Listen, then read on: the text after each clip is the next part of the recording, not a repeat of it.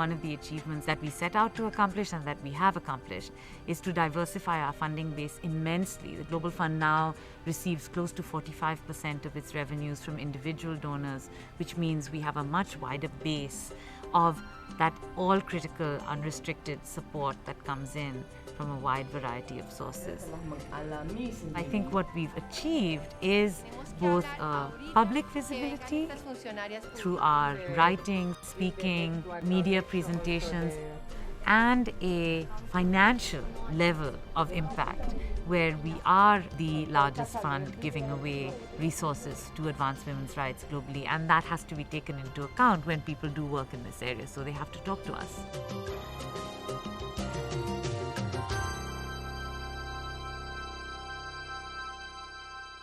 The Global Fund for Women finds itself often in competition not with other women's funds but with other international NGOs, things like Save the Children, things like CARE, organizations like Oxfam. And I think we need to be able to think about what is it that we really do differently, how is it that what we are doing distinguishes itself from the more direct service approach of an organization like Women for Women International, for example. Our theory of change is really about investing in strong civil society organizations that are run by people in the community. What you really want is an agenda that is being set by people on the ground. So if you take that back to the funding world, I think what we need to be able to do is to really present some very compelling arguments why we, working collectively, have an opportunity to really create and sustain that kind of civil society, and why we can do that better than other people on the ground. And I think, that's really going to be a big challenge for us to think about how we do that.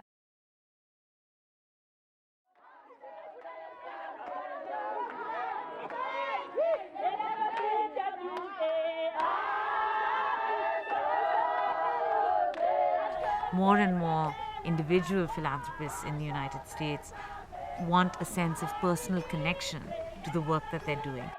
From what I've seen in my interactions with many of our individual donors, they love the work of the Global Fund, they believe that they're supporting good work, but nothing sets them on fire as much as the opportunity to meet with groups on the ground.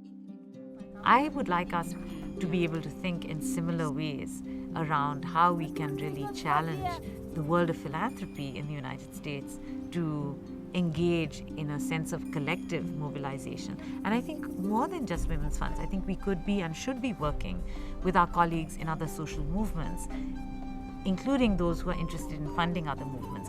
When we make that transition, I think the challenge we currently face in terms of funding will also turn around, because we have sort of boxed ourselves into this space where we say women's rights, and then people think, oh, they're about women, and they can't see us as activists in the environmental space. They can't see us as change makers in the peace and security realm. They can't see us as people having a real impact on questions of food security and biodiversity.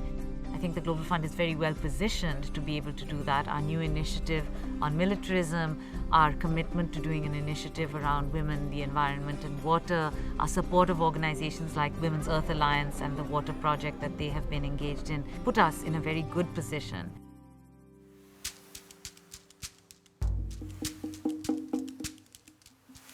We traveled to Ethiopia in 1998. The Global Fund had a major initiative on increasing our grant making to the African continent, and particularly to sub-Saharan Africa.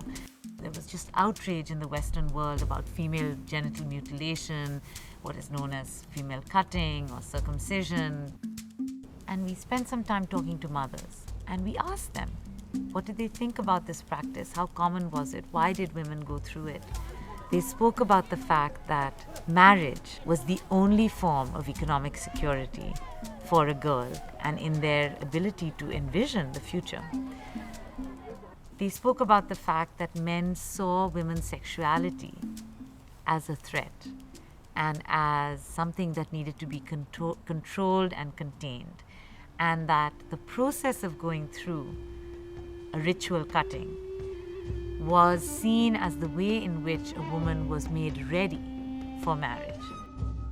And then lastly, they shared that it was the widows in these villages that were actually the cutters, and that it gave them a status and an income in their communities that was critical, because women did tend to outlive men, and that they were alone and therefore often abandoned by their families and had no worth, but that their worth was tied up with their skill as being the cutters.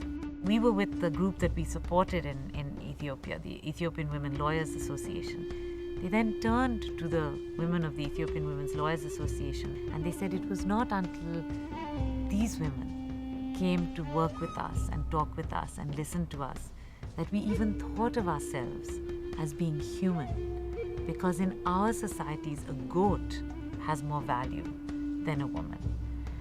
And I left with a profound sense of respect, both for how much time it will take for us to change assumptions about women's position in their societies, but also what is possible.